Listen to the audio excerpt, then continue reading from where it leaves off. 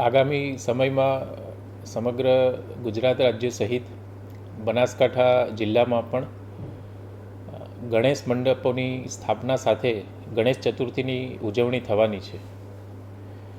આપણી સાંસ્કૃતિક વારસાના જતન માટે ગુજરાત સરકાર દ્વારા પણ શ્રી ગણેશ પંડાલ પ્રતિયોગિતા 2025નું આયોજન કરવામાં આવ્યું છે, જે અંતર્ગત સમગ્ર ગુજરાતના જિલ્લાઓમાંથી જે શ્રેષ્ઠ ગણેશ પંડાલ છે તેમને ₹5 લાખ, દ્વિતીય ક્રમે આવનારને ₹3 લાખ, તૃતીય ક્રમે આવનારને ₹1.5 લાખ તથા અન્ય 5 ક્રમોને ₹1 લાખનું પ્રોત્સાહક ઇનામ ગુજરાત સરકાર દ્વારા આપવામાં આવનાર છે.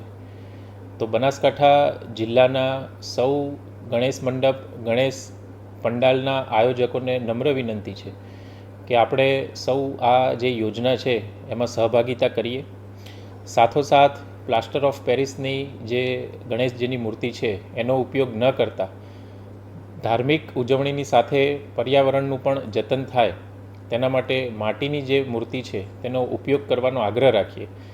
સાથોસાથ આ પ્રતિયોગિતામાં વિજેતા થવા માટે મંડપનો શણગાર, મંડપનું સ્થળ, સામાજિક સંદેશ, ઓપરેશન સિંદૂર, દેશભક્તિ, સ્વદેશી અપનાવો જેવી થીમને પણ પ્રાધાન્યતા આપવાની છે. તો આ થીમ ઉપર પણ આપણા જે ગણેશ પંડાલ છે તેનું આયોજન થાય તેવી સર્વે ગણેશ પંડાલ આયોજકોને નમ્ર વિનંતી છે.